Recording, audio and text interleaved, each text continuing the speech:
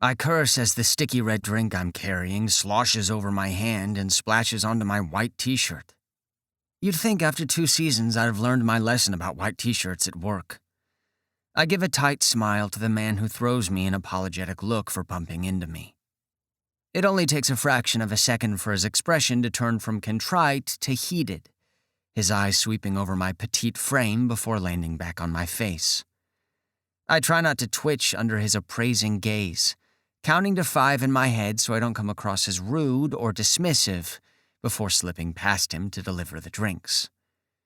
The counting trick is one I learned during the year I spent stripping. If a guy feels too dismissed, he won't tip as well. It's true when it comes to serving drinks and when taking off your clothes.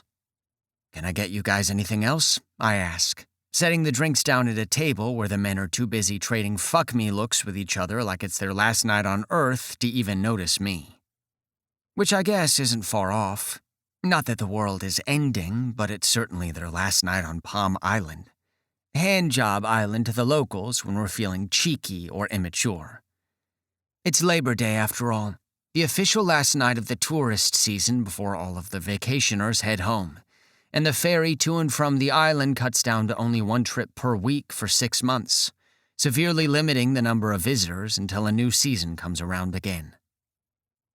I back away from the table, glancing down at my shirt again to assess the damage. There's a decent-sized red stain, vaguely in the shape of a dick if you squint your eyes and tilt your head the right way. Or maybe I've just spent too much time here on Handjob Island, and now everything reminds me of a dick. Hazards of the job and all that. I hustle back up to the bar, trying harder than I should have to not blush, when the bartender and my coworker 10 hits me with his best smile. It's the same smile that keeps the tips rolling in and customers clamoring for a chance to crawl into his bed and get the full island experience, if you catch my drift. Sex with tourists seems to be one of the main perks of working on the island. Not that I would know. "Huh, that kind of looks like a dick," 10 says, and I snort, making a grab to catch the damp rag he tosses me, but missing at the last second. It plops wetly onto the floor by my feet, and 10 arches an eyebrow at me. "You should know by now that I'm not athletic." I pick up the rag and shuffle over to one side so I'll be out of the way while he continues his frenetic pace of filling drinks and flirting with any and every man who looks in his direction. "Which sport has soggy towel catching?" he teases, skirting around me to grab the bottle of tequila. His hand ghosts over my hip for an infinitesimal second, managing to brand itself there, just like every other nearly non-existent touch he's gifted me with in the last 2 years. Touches he likely doesn't remember the moment they end, but stay with me all the same. I give a weak laugh at his joke and try to swallow my heart down out of my throat as I hopelessly dab at the stain on my shirt, doing little more than making it wet.